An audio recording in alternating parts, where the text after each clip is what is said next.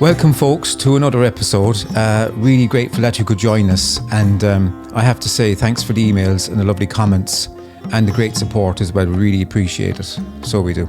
And look, without further ado, I'm going to get to our guest, David Hoffmeister. And David's a guru as such, I suppose, in the Course in Miracles. David, how are you? I'm good, John. It's beautiful to be here. Thank you so much for the invitation. You're welcome. You're based in America, and you ended up facilitating, I presume, the Course in Miracles. And could you give us a little bit of your background, your spiritual journey, and how you ended up in this arena?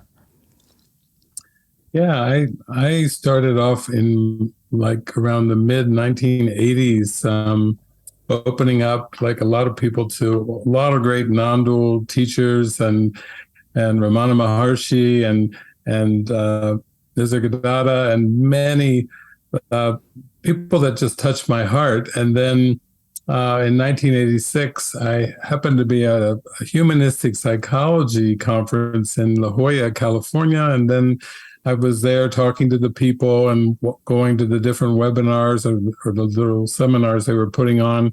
And basically, Course in Miracles came into my life. And so I was kind of delighted to find a non-dual pathway that had some Christian terminology, because I think many people who go into non-duality have been raised, especially in Europe, with a lot of Christianity that's very dualistic. It's actually, when I think of the Crusades, killing Muslims in the name of Jesus, or the Spanish Inquisition, I really made contact with Jesus, and he was saying, wow, my teachings have been so distorted over these 2,000 years, particularly in Europe.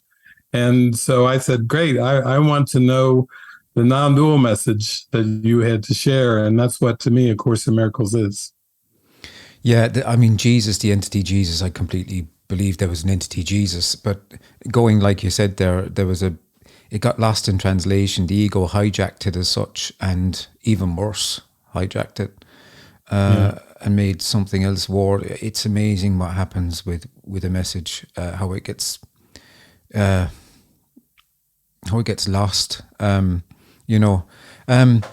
the Course in Miracles, can you explain what the Course in Miracles is about exactly? Well, I think from a non-dual perspective that I've come across, everybody's focused on the here and now, the moment, and starting to see the maya, or the illusion of time. And whether it comes out as, nothing's really happening right now, or it comes out in focus on the here and now, like Eckhart Tolle, the power of now. The Course in Miracles is like a methodology where you get a text which gives the metaphysical basis, just like Nisargadatta gives a good non-dual basis in I Am That. And then lots of opportunities to practice being in the moment, which is what the workbook of A Course in Miracles is. One lesson a day for 365 days. And then there's a manual for teachers, just really to kind of, for those that feel like they need to teach and share, to anchor it and learn it and live it. There's a manual for teachers. So it's really 3 books in one: a textbook with 31 chapters, workbook lessons, 365, one for every day of the year. Great methodology for clearing your mind and emptying your mind to come to the present moment. And then a manual for teachers. And the first workbook lesson of A Course in Miracles is nothing I see means anything. So this is Jesus Christ using 365 lessons to clear away all past associations of Jesus, of the apostles, of all of history, to come to a practical living state of the present moment. So that's why I'm so grateful for that pathway, because there's a lot of non-dual pathways that really emphasize, of course, the present moment, but I think there's terms from Christianity like guidance, which I would just say is your intuitive inner voice. The Course calls it the Holy Spirit. Well, good. That's what it's called in Christianity. But let's use that Holy Spirit to reach the present moment. And spiritual self-realization and enlightenment, not for some other purpose other than being in the moment. Trying to be in the moment is always too late, isn't it? I mean, it's a foregone conclusion as such. I mean, this loop of the ego, the dog chasing its tail, the donkey, the chasing the carrot, kind of all these analogies are presented to us, and if you're really treading the path heavily, you don't take these things lightly. You're trying your best, and what happens? Do you have to give it up? Does it give you up? Some people say, it's pointless searching, and what can you do? You got to search somehow, maybe. Yeah. Where do you start and where do you end? Yeah, that's a great point, because I would say most non-dual teachers I've ever heard say, you at some point you have to give up the search. And what Jesus says in the Course, he refers a bit to, what he said 2,000 years ago, which is, seek ye first the kingdom of heaven, and all else will be added unto you. And he says in the Course that when you seem to come to this world, you are a seeker. That's the definition of seeming to come into time and space, away from reality, we'll call it heaven or love. And he says, while you come, you will seek and search. But he says it is not necessary to seek for what is true, but it is necessary to seek for what is false. And that's what I think we call a non-duality. That's inquiry. Mm-hmm. That's what Ramana Maharshi was teaching. All the great mystics and saints, that's self-inquiry. Neti. Yeah, meeting it. And the thing about it is the ego wants to turn that inquiry into a process on the timeline, and then everyone goes bonkers with that. Yeah. But I would say when we pay attention in the moment and we really learn to relax and pay close attention to our feelings and our thoughts, that's a good step inward. That's a great step into self-inquiry, because we all need to be aware of the contents of our consciousness. And that's an interesting point too, because, in the heavy-hitting, purist, non-dual point of view, maybe, you bring feelings into it, it would be like sort of dismissive, maybe. It would be, just take it out by the root, there's no one there. But if you got to start somewhere. If you're seeking, there's somebody there. So if you're going to a meeting or listening to a message, it's presumed more or less 99% of the time there's someone listening to this that wants to get something or drop something. But that idea has to go. I mean, you can't, to present the impossible to someone like that, you have to go through the door of the human personality as such, I think.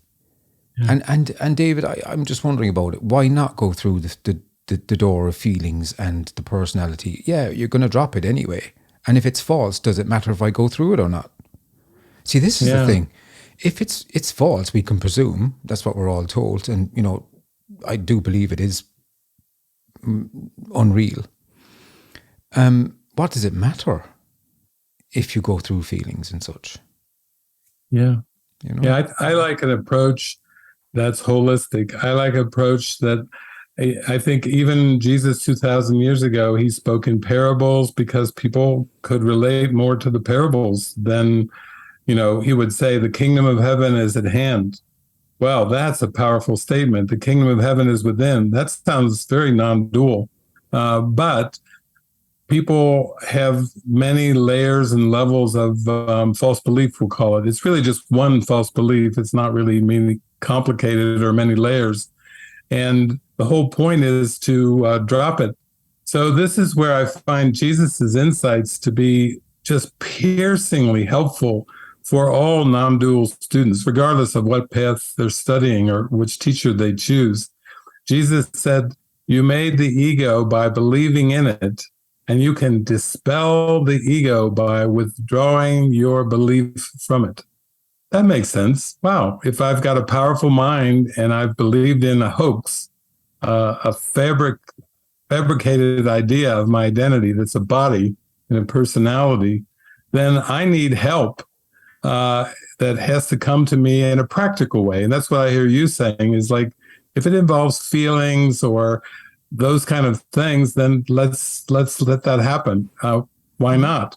So what I found from studying the course is I was always into like show me a map of consciousness. Like, okay, you're beyond time and space, and you're here to help me with words because I still believe in words, and with my emotions because I still seem to have them. And Jesus gave me a map of the mind, basically saying that the core is like the altar or the prayer or the desire, and then outside of that is the realm of belief, which in reality there are no beliefs, because what's true is just what is. You don't have to. You can try to believe it or not believe it, but it's what is. And then outside of belief is your thoughts, and outside of your thoughts is your realm of emotions, and finally your surface level of perception in the world is your perceptions, your everyday 5 sense perceptions. So what Jesus does is he gives us one lesson a day to say, listen, I can give you the theory and the text, and that'll help you a little bit. I'll give you the metaphysics, but actually it's going to be the practical application day by day, moment by moment of the lesson I'm giving you. I'm just going to give you one lesson every day, and I want you to just practice it. You may not believe it. You may actively even resist the lesson. He said that won't matter. If you just are willing to practice it and give it a try as you go through your daily experiences, then you'll see you're going to get peaceful and happy, because this is what we might call mind training. So his approach is very practical. It's not dismissive. It's not just, oh, it's all an illusion. It's all an illusion. Jesus is like saying, well, that's the truth, but you believe in the illusion. So I need to help you peel the onion and get back to the core. Yeah, but like, you know, when someone says it's all an illusion, it's like it matters that it's an illusion. It's interesting. And yeah. I think it brings me always back to Ramana Maharshi when he was dying. One of his, I think his last words were actually, "Did anyone feed the peacock yet?" I remember he said, "Where can I go? Where can I go?" Well, where someone feed the peacock. That's pretty practical. I love it. You know, so we're sort of back to what can't be. There's nothing can be said about this. But you mentioned Catholicism there, and it just brought back to me.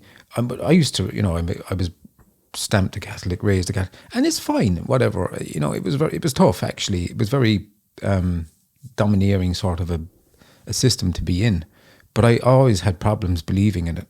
And I was a bit of a rebel, you know, I mean, in a way with it. But I used to read the Bible a bit and think, okay, you know, you got to do this because this is the biggest selling book in the history of the planet, and probably will be. So I read the Bible, and to be honest, I couldn't really make that much of it. But now I can understand a lot of the sayings, like one of them, you know, he who looks back is not fit for the kingdom of God.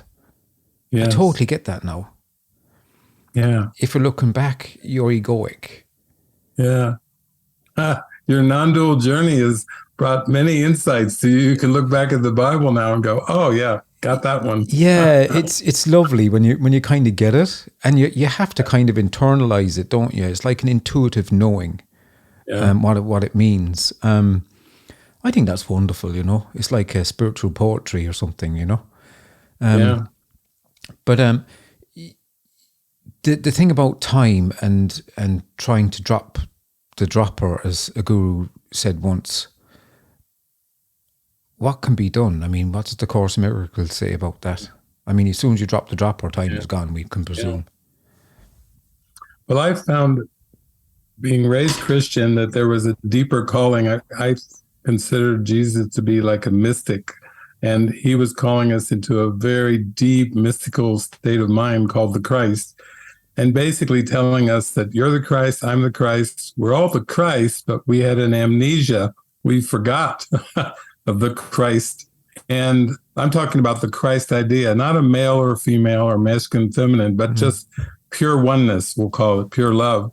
So when I got into this, I started saying, wow, I need a transformation of my consciousness. I want to find the present moment. I don't know how I'm going to do it either, because it seems like it's a conundrum. It's complex. This is, if you try, you can't analyze it, because as soon as you analyze it, you're back in it, in the distraction.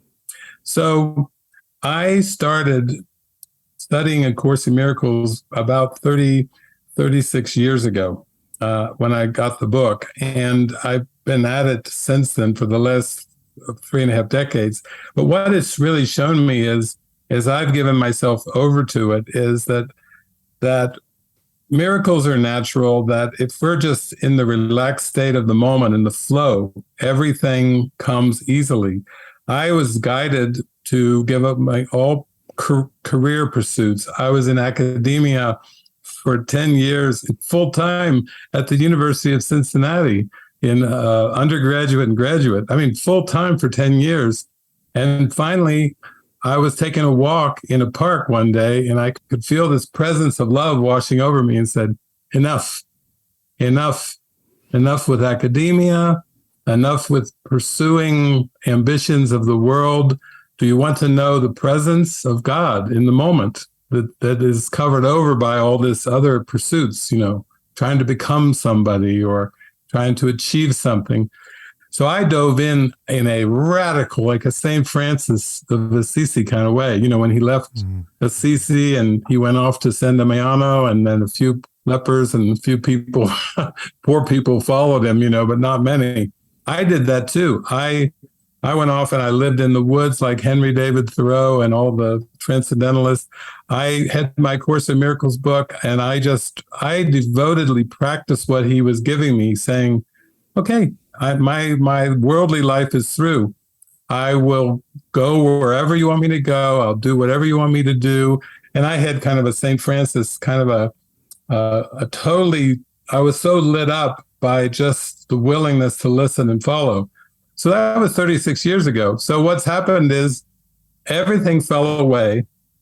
And as soon as I relaxed, then I made contact with Jesus. I could hear his voice directing me. Now that really sped the journey up, when I could make contact with that voice, and it was telling me what to say, what to do, where to go, what not to do. I mean, it was like having a little bird on your shoulder, and it was a really intelligent, wise bird. This bird knew that I was not interested in the world anymore, but the bird said, we've got some important things to do. Let's be happy. Let's be joyful. Let's shine the light for the whole world to see what's real and true. Don't just tell people it's an illusion. Live as if you are free of the ego in this moment. And from that energy and that joy, radiate that. So I started traveling. And the funny thing was, David didn't like to travel. And Jesus said, that doesn't matter. Here, I'll guide you. I'm going to take care of where you're going to sleep, where you're going to eat. I'm going to, all like those things in the Bible, take no thought for what you shall wear, what you shall eat. Put the kingdom of heaven first and let go of everything else. So I started to do that. And I ended up having these blazing revelatory experiences. Some people talk about near-death experiences. Mine weren't near-death. They were like, I went into this light that they talk about in the near-death experiences, and everything else disappeared. The whole world disappeared. And I was like, oh my gosh, this light is reality. This veil of time and space can't really cover it over very well, but that's what the world is. That's what the belief in the ego is. It's just a veil covering the truth. So the happier I got, the more I traveled around and around the United States, just talking about healing and the present moment and forgiveness in the truest sense, and letting it all go and letting God direct the way, and talking about guidance. It became very practical.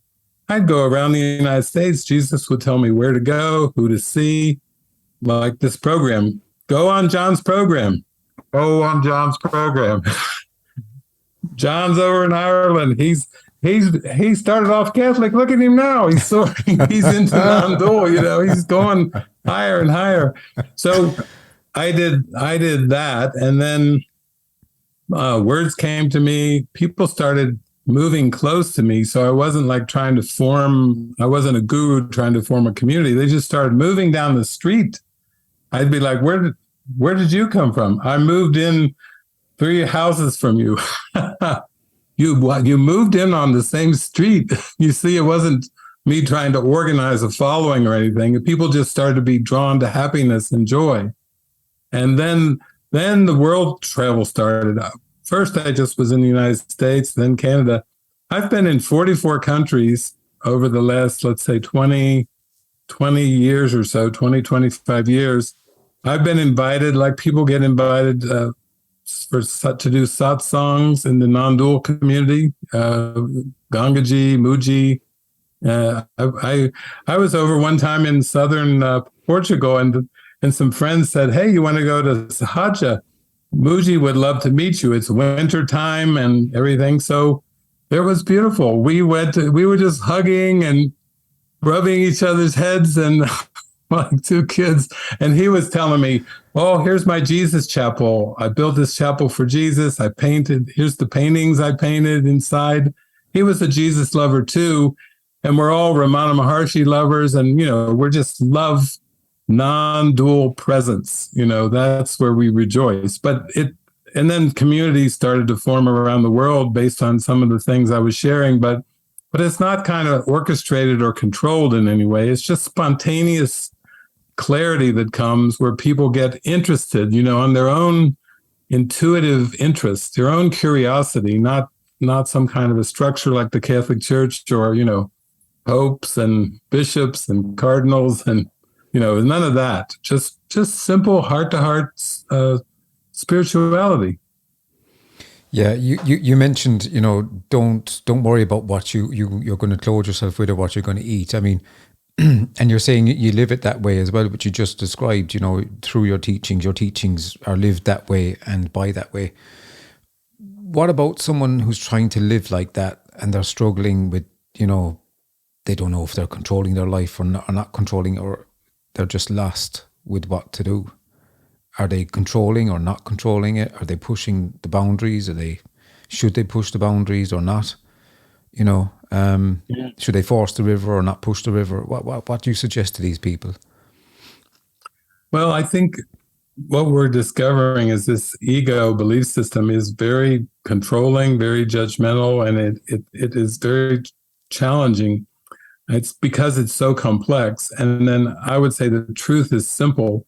So when someone feels discouraged or challenged and it feels like hopeless or depressed, I just say, come back to the simplest thing you can think of. In other words, the simple joys, the things that you find most inspiring and most joyful. Start with that. And then slowly we start to trust that we can follow that inspiration inside, that joy.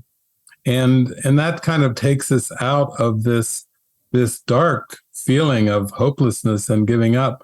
I mean, I went 40 years in my life. I was well into travels and shining and sharing. And somebody told me that I had a German last name and Meister meant master. And I said, okay, what's the HOFF? And they said, well, in Southern Germany, that is hope. I'm like, Master of Hope? That's what it took me 40 years before somebody told me the meaning of my name. And I was like, really? That's a nice reflection. That's a sweet reflection. And then the name David, I was in a Christian church and I had Christian parents, and I was named after David, King David in the Bible, the lineage of Jesus, And I was like, really? The Psalms, the guy who made the Psalms, the Lord is my shepherd, I shall not want. Yeah, that's the guy you were named after. Really? And I have one sister, and guess what her first 2 names are? First and middle, Mary and Joe. I'm like, is this some kind of a scripted symbol going on here? Because my whole life has been devoted to love and happiness and joy and sharing it freely. around the world. And then the parables that have come, I used to wonder at the beginning, I said, well, Jesus told parables, but I said, I'm probably a terrible parable writer. I will never come up with parables like that. And then I heard Jesus say inside, you won't have to. If you just live this presence, you're going to have so many miracles, parables, and stories that will come that are very healing and inspiring, and you won't even have to make them up. They'll just be stories for a higher purpose. Because, of course, non-dually, we don't want to get caught in any stories. Any stories are really the ego can grab a hold of any story and try to be proud about it or, do something with it. And we don't really want that. We just want to let all the glory go to our Creator and live in the presence of love and light. Yeah. Living in that presence as such, or dropping everything and falling into that, what's the contrast like between your life, like what it was, and post-awakening?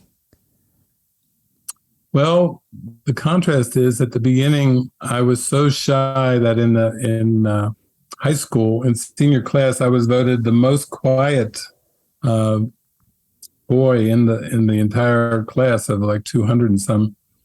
I was very shy. I was a loner. I was not happy. I was more kind of in a systematic kind of depression, I think, and fear of what the future would hold, which is, for many people, that's the way they experience the world. Mm. And now I just feel like I feel very much in the joyful presence of the moment. And you know how when we would read about Ramana Maharshi and the Yogananda and all the mystics and saints throughout the ages, Buddha and Jesus and so forth, we noticed that some things happened to them as they got more devoted to God. Like, for example, with Jesus, here he was in his 30s, and he'd be out in the desert teaching for days without eating anything. He wouldn't eat any food. And then the apostles would get worried about him, and they'd say, Master, stop. You haven't had anything to eat for like 3 or 4 days. And he would say, I have manna from heaven. And of course, in India, they call that the prana energy, like you're living off of prana. That's actually happened to me over the last 36 years. I'm kind of on you might say, like a liquid diet. And it seems to be heading towards breatharianism, where you don't have a thought of or a feeling of hunger. Now, to me, that's a practical experience that I'm having. And yet there's still occasionally something that rises up and says, pizza, ice cream, chocolate.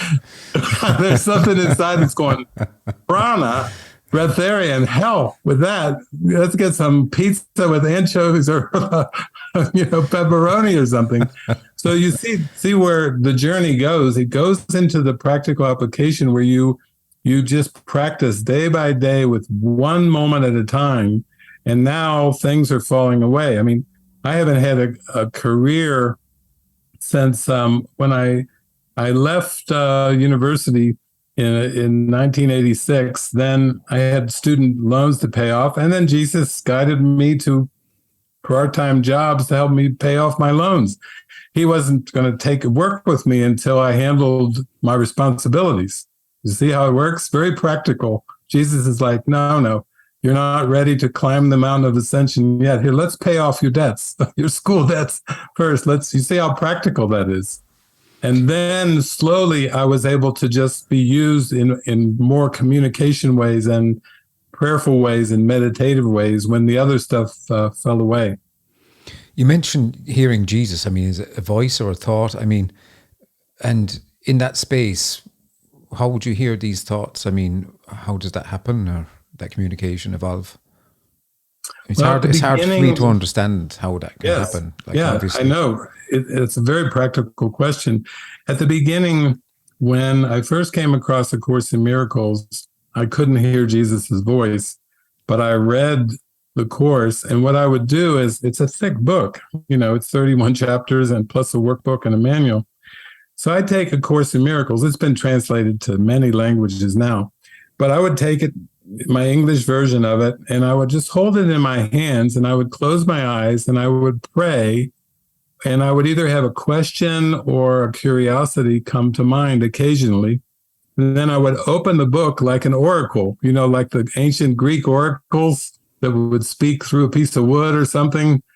I couldn't hear the voice of Jesus, but I would pop open A Course in Miracles, which I would say it's the correction of Christianity. All the good stuff from the Bible that was real and true that we rejoice in is in there. And all the other stuff that's ego and devil and punishment and, sacrifice, all that stuff's gone from the Course. He's just teaching us the ego, it did hijack, to use your words, it hijacked his original message.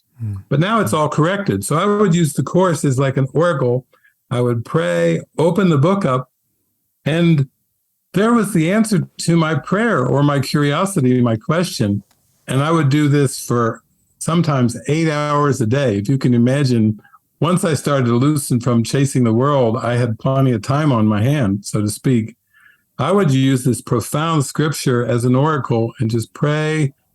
And then I would get so excited, I would get swept away into higher and higher states of mind and consciousness from this simple practice of using it like an oracle. So that's how it started for me. I wasn't even reading it chronologically, like from beginning to end. I was just using it as an oracle, but it was so impactful in a practical way in my life that it just took off. That became one of my early practices.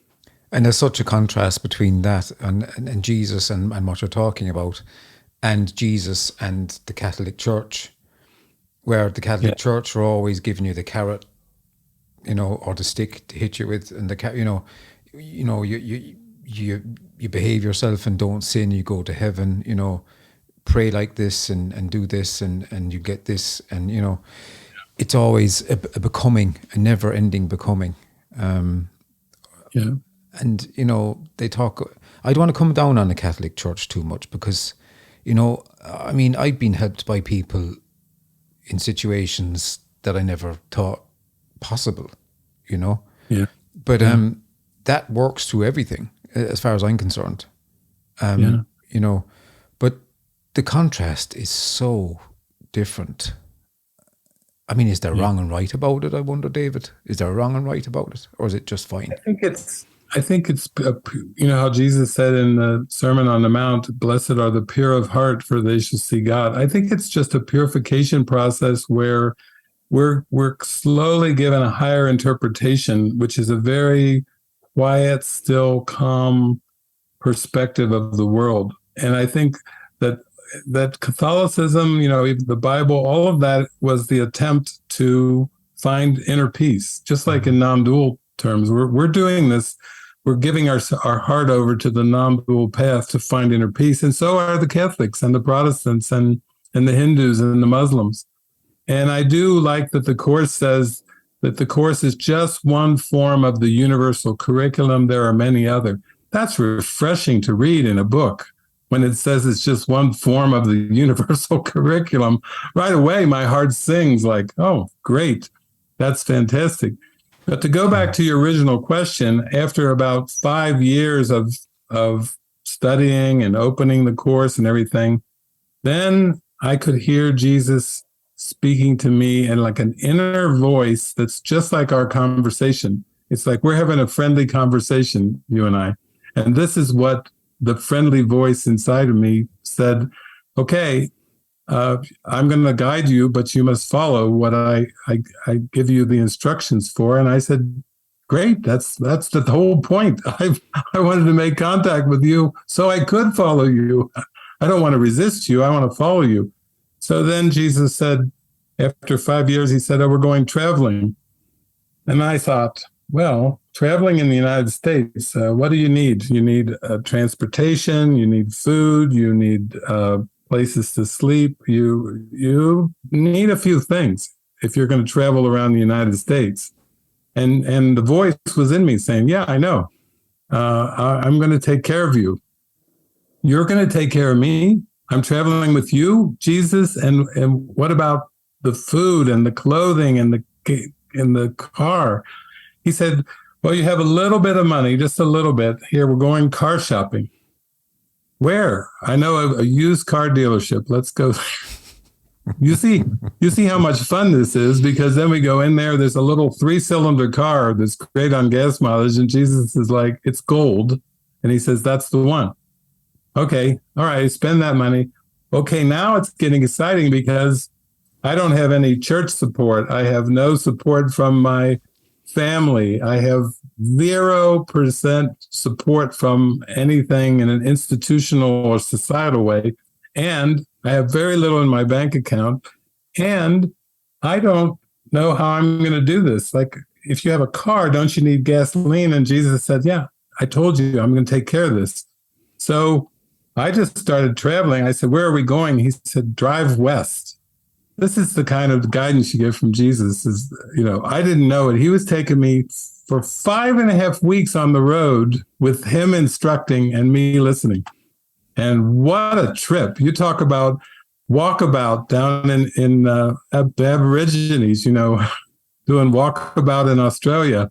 This was a drive-about in the United States with Jesus Christ telling me what to do and where to go every single day.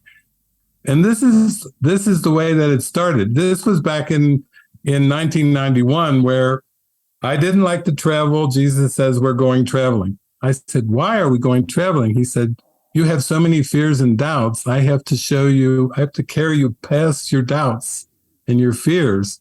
And if you follow me, I'll show you I can take care of things. That sounds like divine providence. He said, exactly. That's exactly what it is. The Catholics call it divine providence. Mother Teresa calls it divine providence. St. Francis calls it divine providence. But I was raised Protestant, and I was not so familiar with divine providence. And he was like, that just means if you follow my guidance, I will handle everything, all the specifics, where to sleep, what to eat. I'll provide the vehicle, the gasoline for the vehicle, the people that you'll meet. Everything will be arranged, and I will orchestrate time and space so that you can learn how to trust me. So that's the whole point, just to trust you. You're going to orchestrate time and space with miracles to show me that I am not of this world, that I am in this moment. I am truly free. I mean, I like the sound of that, but it wasn't a practical experience for me because I had too many doubts and fears, always doubting. What about tomorrow? And why did they say that? And, typical human consciousness. So that's about, let's say, 1991. So that's over 30 years ago. That's where it started. Now, he took me not only on these 5.5 week trips, the 6-week trips, he would take me out for 3 months over to Australia and New Zealand. He would take me to South America. I was going to South America, and Jesus was like, you need a passport. I didn't even have a passport. So he had to say, call your mom, get a birth certificate.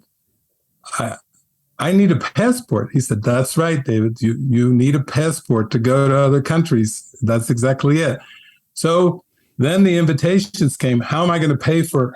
I mean, you can't just hop on a plane and fly down to Argentina. And so I was out taking a walk at a park in Indianapolis, Indiana, and I met this man I'd never met before named David, same name as me. We're taking a walk. He was into A Course in Miracles. He turned to me during the walk and he said, why don't you travel to other countries and tell the whole world about this experience you're having? That sounds like a lot of fun. And I said, well, that would be a lot of fun, I think, but I don't know how I would do it. And he said, well, I'm a businessman, and I actually entered a contest with South America Airlines that if you stay at these restaurants, stay at these hotels, you have a chance to win the grand prize of 1 million frequent flyer miles. And I said, yeah. And he said, I won. I've got 1 million frequent flyer miles. How about you and I and 2 more guests of your choice going down to Buenos Aires, Argentina? So I said, okay, I got to get a passport though. And he said, no problem. Just do expedite. Go a quick thing with the government. So he flew himself and me and two of my friends, ejecutiva, which is the Spanish word for first class. I never flew first class in my life. I didn't have money to go flying around. You know, I'm a simple non-dual practitioner. I had to go flying first class, business class. We flew down there, ejecutiva. And then my friend said to me, well, when you get to Argentina, David, you're going to have some big problems. And I said, what? And they said, language. You don't speak Spanish, and they speak Spanish down there. You know, this is a Spanish culture. So when I landed down there, they had arranged 19 satsangs for me, gatherings in 19 days, taxi cabs, and they had 14 translators lined up for me that I never knew about. This was all arranged, I say, by Jesus, because I didn't do anything for all of this. So I went and had like these big tour through a country where I didn't even speak the language. And there was healings and miracles, but you see what I'm trying to say is it's out of my control. You know, I'm simply saying, here's my mind, I'll follow your instructions, and then you give me the guidance and I'll follow the guidance. So how can someone live their life if they're not hearing the voice of Jesus? I mean, what do they do? Well, I think everybody is intuitive. And so what I always talk to people about is you have an analytical part of your mind, which is the ego. It's always judging, comparing, analyzing everything. It's just breaking the past apart, and then it's projecting a future based on all those past learnings. And Jesus's message to me was, David, I was in university for 10 years. He said, oh my God, for Christ's sake, you are so analytical. We've got so much work to do after 10 years of full-time university. But he said, we'll start right here. Just listen and follow. So to me, when you start to be more intuitive, you start to feel like you've done on your non-dual journey. You know, you started out Catholic, but you had a call for like purpose and meaning, something deeper. And then you followed. That's it. That's exactly how anyone, the way you did it, the way I'm doing it is you feel it, and then you start to say, I'm going to be more intuitive. I'm going to trust my intuitive voice, intuitive feelings. I suppose here it was the suffering in everybody's life. You know, I had my share of suffering and things, and circumstances probably drove it on a bit, you know, the search. But, you know, I stopped believing and I quit hope. And it got serious, really serious. And I thought, you know, I won't go into it. It's not about me. But, you know, the thing was,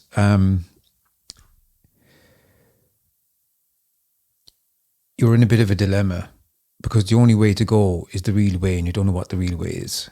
But, you know, through some happening, like Eckhart Tolle's book was presented to me. And it was a lot of, actually, it was too much live in the now. And I was trying to live in the now, which was too much. Then you had someone trying to live in the moment. It wasn't netty enough.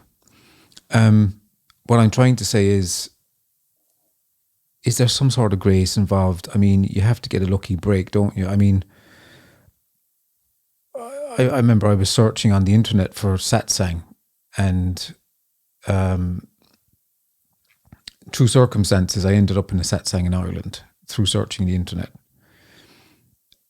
And the way it happened was just so coincidental. It was beyond that, you know. You know, I'm leading into something now, actually, when I'm talking, and it always happens this way. Is everything preordained? Yes, everything in time and space is preordained. So in that sense, there really is no kind of luck or good fortune, bad fortune, but our mind is so powerful that we don't really see that our mind has by believing in the ego, we made up an artificial environment. Well, I'll call it AI, artificial intelligence. Yeah. Wisdom of joy and love and happiness is true divine intelligence. And we've got a virtual world of artificial intelligence. And it's all scripted. So that's one of the teachings from Jesus in lesson 158 of his workbook. He says, the script is written. And basically what he's saying is that your mind, way, way, way, way back in the deep recesses of the mind, has chosen when it's going to wake up. The decision to wake up is already buried in there, almost like a needle in a haystack. But you mean it's covered over. In the great mind, not my mind, but you mean The mind, just the one mind, we'll call it. The one mind, it seems like John has a different mind from David, and that's how it seems in the Maya. But way back in, we'll say let me call it the sleeping mind. There's the mind that's the mind of Christ, or the mind of God, which is pure light, pure oneness. And then in the sleeping mind, there's a point way back there that's already picked when it's going to wake up. So it's for certain. It's not like some make it home and some don't. It's just a matter of the mind decides when it wants to wake up. I mean, wake up completely from the dream of this world. But does it even decide? I mean, it can't decide, I don't think. Well, there is no decision in oneness, because you need two to have decision. Yeah. And so the mind that is pure light, the mind of Christ, the mind of God, no, there's no decision there. But when the mind believed that maybe there's something more than everything, more than God, more than heaven, more than the source, that little whim of a desire for something more than everything, which is absurd. How can you have something more than everything? That's a contradiction. More than everything. That's what this world is about. The belief in more and less, better, worse. Is that where God kind of made a mistake, where it kind of woke up? Is that a mistake? It wasn't God's mistake. In fact, God doesn't even know about time and space. No, God is so pure. Yeah, it doesn't. So how could it wake up if it doesn't know that it's even there? Yeah, God doesn't go to sleep and God doesn't wake up, because God is just pure love. But what I'm saying is, like, for example, a lot of non-dual teachers talk about consciousness, Eckhart Tolle and Nisargadatta, all of them do. But when you read A Course in Miracles, this is Jesus Christ talking. So he's got some very interesting things to say, even about consciousness. I'm interested as a non-dualist to know what Jesus Christ has to say about consciousness. I'm excited. And what Jesus says is consciousness is the domain of the ego. So in other words, consciousness seems to have levels, and you can train it and you can go to higher levels. That's what spiritual awakening seems to be, higher levels. That's all ego, all of it. Every last bit of it is ego, because there aren't any levels in oneness. God's not like, level 2 and level 3, God doesn't even know about levels, but it is a way of starting to realize that we can practice and train. And all the great teachers tell you that it may seem to involve a practice until it's not. Like, people always ask me that question when I go around the world. They say, is spiritual awakening a process, or is it an instant? Tell me the truth. Is it a process or an instant? And I say, it's a process until it's an instant, and it's really only an instant, you see. But the mind has to take what it's ready for. If it's addicted to time, then it seems to be a process. That's because that's what it believes in. It's not reality, but it's what it believes in.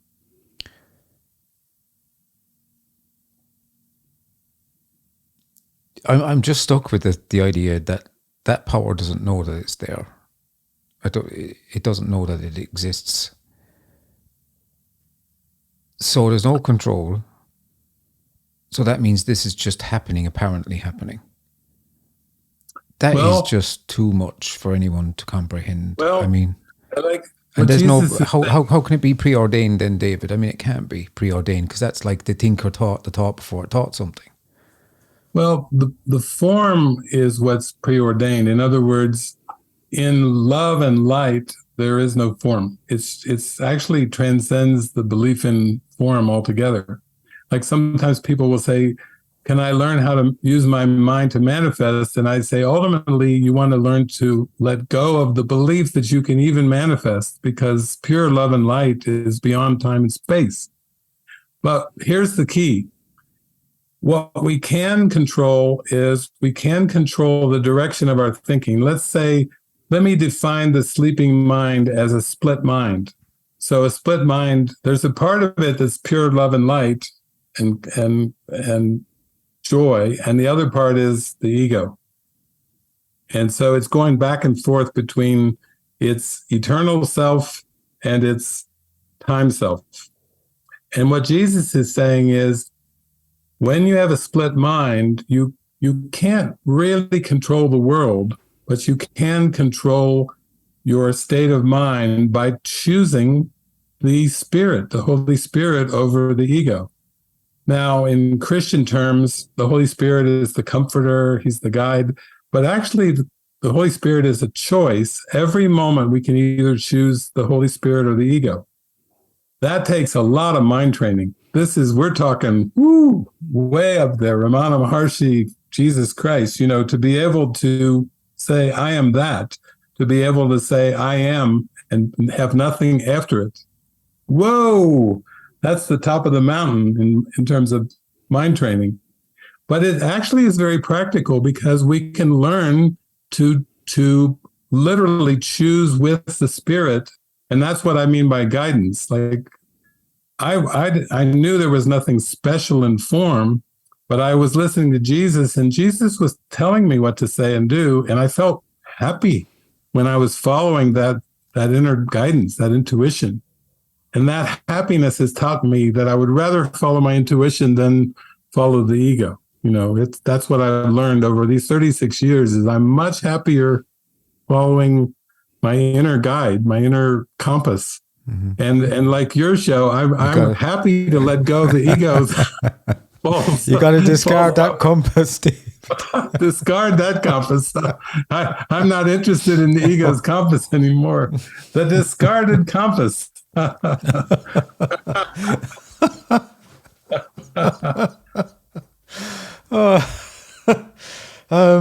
don't know where to begin now with it. Yeah, very good. The thing about intuition, can you explain what is intuition, like, definitively? Like, explain what is it and how do we tune into it? Because it's just something that's come up. I don't know, it's not really non-dual, is it? But people often ask about it, don't they? And inquire, what is it? If I can trust my intuition, if I could just, Yeah. I think that our intuitive voice is that spark of light in our mind. Even though our mind is asleep and it seems to be darkened by the ego, we all have a spark of light. And when we learn to follow that spark of light, then amazing things unfold. Like, I remember when I first came to Ireland, out of all the places that Ireland's known for, and Dublin and Northern Ireland and all this and this, where did Jesus take me? He took me to Tipperary. It's a long way there. It's a long way to Tipperary, lad.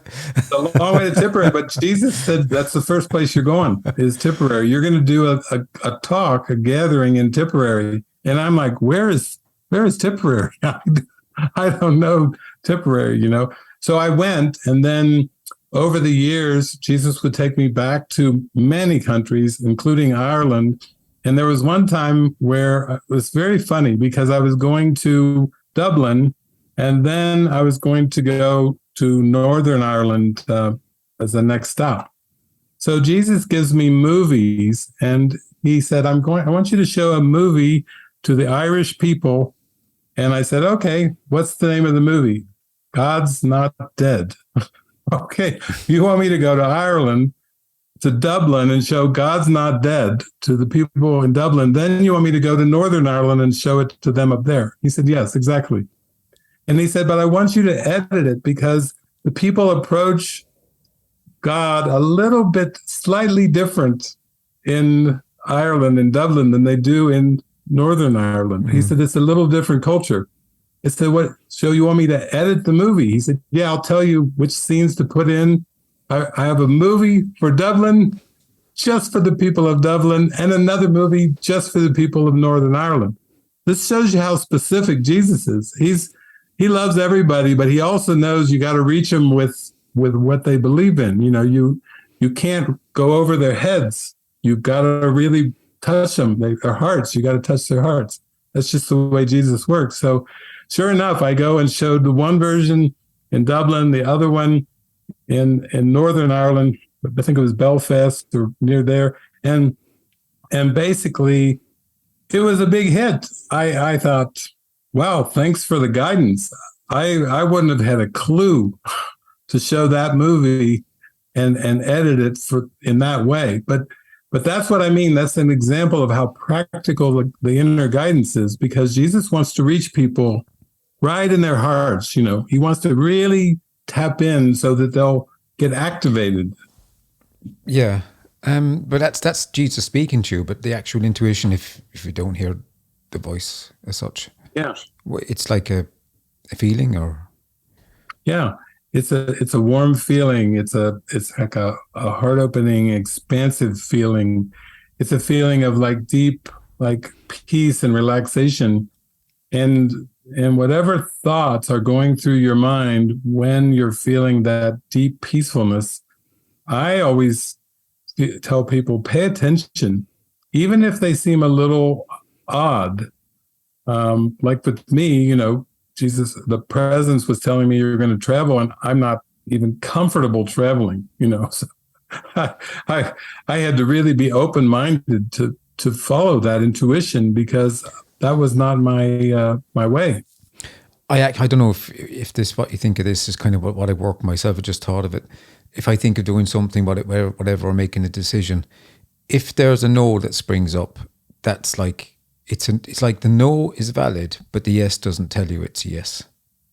There's no, this is right. There's only, this is wrong. Yeah. Kind of. I don't know why that is, but yeah, that's the wrong. Even that, I think it's a good starting point. The Bible said, let your yea be yea, your nay be nay. And I think for all human beings, even if you just use the practice of yeses and nos, like really starting to get in touch with, like when you get an invitation, we'll say, and something deep inside you says, no, that's not for you, then that's good to pay attention to. And even when you get something where you feel a big yes, like your heart jumps when somebody invites you or they offer you something and you yes, then I think that's the beginning of what I call discernment. Because we all have many opportunities and we sometimes don't know whether to answer yes or no. But just being intuitive with those yeses and nos is a huge step in spiritual awakening. And we're getting into psychology now, but that's actually empowerment when you start to put these boundaries and these focus points in place. Yeah. And you got to live too as such. David, what's the core message you would give people before we finish? What would the core message be? The major point, or the one that's going to blow them into enlightenment?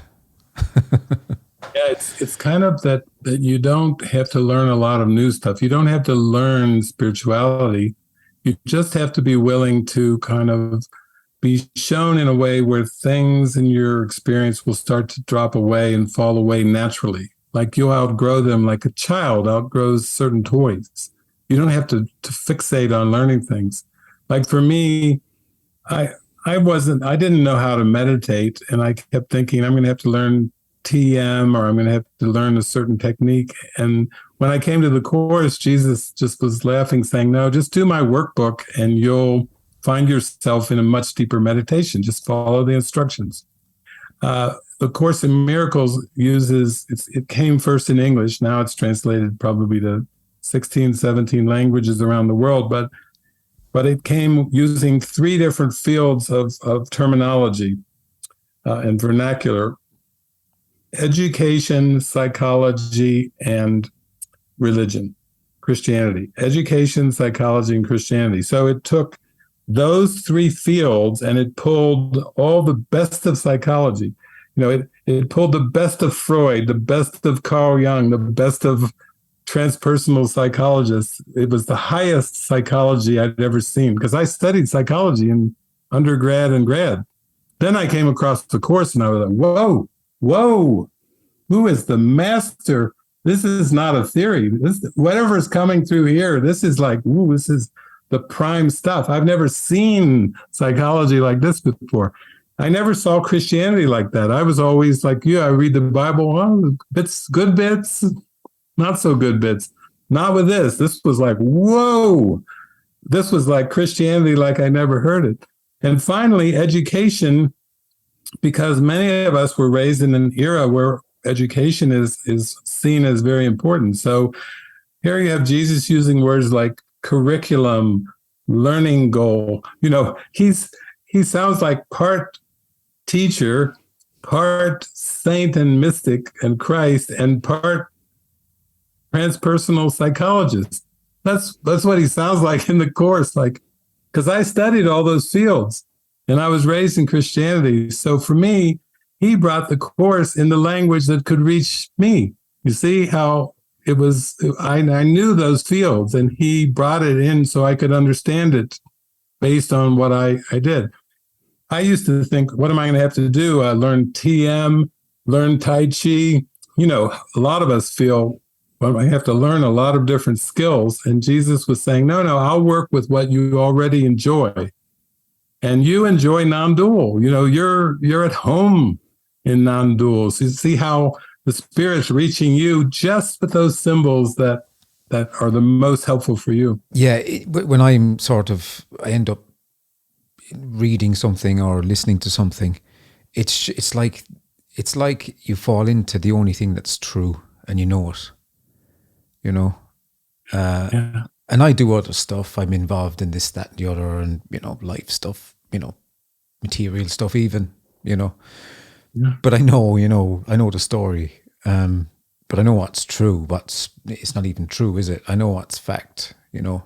And I Papaji's coming up. Something came up. It came up through the talk there. He said, it's like you're going to get married, and it's that feeling when you're going to get married that you feel around the teacher, around the teaching. When you're in the tiger's mouth and things like that, Yeah. and there's something in it. There's a feeling about it, like it's a wonderful journey, and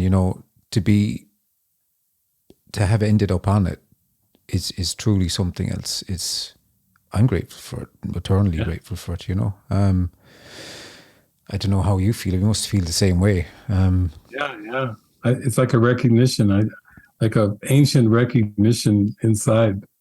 Like, oh yeah, this is for me. And then we go we go with it. Yeah. David, thanks so much for coming on the show. Thank you, Tom. I really enjoyed it. And the Course in Miracles, obviously, you have a website, www.davidhoffmeister.com. Am I right? Yes, that's it. And there are various videos and books. Have you got books and stuff written? Books and videos, and on YouTube and lots on Facebook, and yeah. And in fact, I was guided years ago to put A Course in Miracles online for free with the blessing of the copyright holders. They were like, oh, please. So that was a beautiful gift too. So if people are even interested, just can type in A Course in Miracles and go on the sites and just read it and see if it resonates, see if it has some insights that jump out. And the whole book itself, everything is free, the complete book, is it?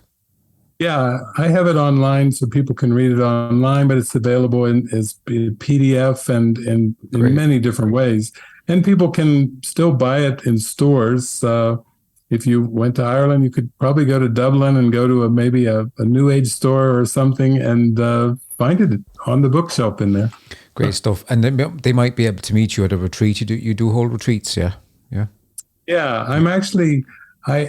this is many years after I started, but I'm actually I call it a Course in Miracles monastery. It's the first Course in Miracles monastery in the world. And when people hear A Course in Miracles and monastery together, they're like, how does that work? And I say, well, it's not like a typical traditional monastery where you have to take vows of poverty, chastity, obedience, the vows. But all we have are two guidelines that you can practice if you feel them. And that's no private thoughts and no people pleasing. All we're doing is we're working on transparency. Like our conversation today, let's just be real. Yeah. Let's just pour it out on the table and let the Spirit take a hold of us. So no vows. You don't have to take vows to be on your vocation. You can just practice no private thoughts and no people pleasing with everybody that you meet, and it goes pretty well. There you go, folks. David, thanks a lot. And before I go, I just want to say to everybody, subscribe and join our tribe, and don't miss out on any wonderful interviews like this. That's what we're here for. David, thanks so much, and take care, and hopefully meet you somewhere soon. Beautiful. Thank you, John. Lots of love. Thank you.